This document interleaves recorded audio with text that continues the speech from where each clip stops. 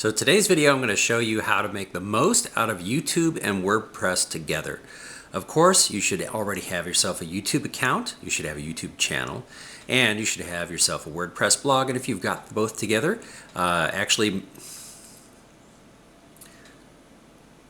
So today I'm going to show you how to get the most of both YouTube and WordPress together. The first thing that you want to do is you want to figure out what it is that you want to write about and start writing your blog post.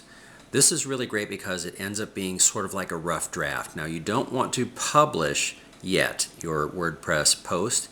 What you want to do is just save it in draft mode. Write out the entire thing the way that you intend to publish it. That's the first step. The second step is to get yourself a 3x5 card and write your best ideas from that blog post down on a 3x5 card. And you may not notice that I am actually glancing occasionally at my 3x5 card based on the blog post that I wrote. So after I wrote the blog post, I sat down and I figured out what my best ideas were and I jotted them down on a 3x5 card. Now I can look up and glance and you won't even really notice unless I point it out to you. But anyways, what you want to do next is you want to go ahead and make your video. That's what I'm doing right now in this step. And then after I have made my video, then I go ahead and I post it on YouTube. After I have posted it on YouTube is when I then go back to my WordPress post, and maybe while I was doing my YouTube video, I thought of something that I didn't think of when I was originally making my initial draft of the blog post. Maybe there might be something that I wanted to add, maybe a reference to something else, I don't know. But basically, it's a rough draft until after you do your YouTube video. Now, here's the extra step that you want to do as the last step, and is really the best thing that you can do when it comes to YouTube. What you do is you take your blog post after you have gone ahead and published it. You copy the entire contents of the blog post and then you paste it into the description field of your YouTube video. Now, why is this? Well, basically, YouTube is, since it's the second largest search engine in the world, is very keen on that description field. If you're going to put any sort of things with SEO value at all, they should go in the description field.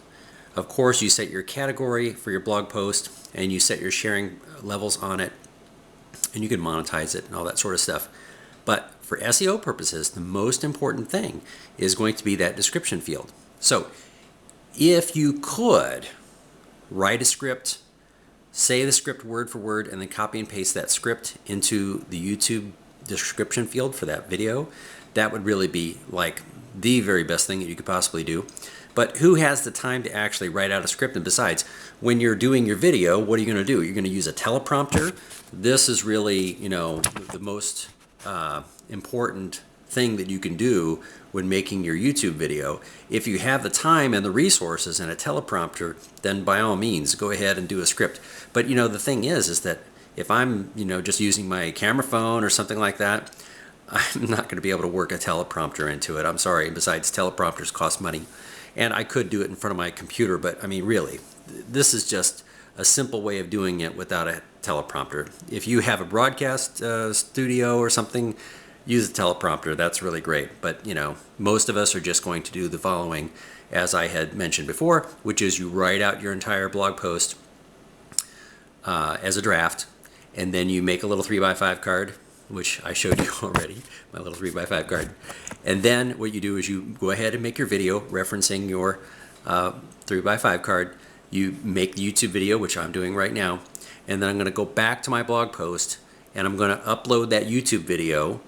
Upload that YouTube video, embed it in my blog post, revise my blog post, make sure that it's all correct, publish it, take that text, and then put it into the YouTube video description field.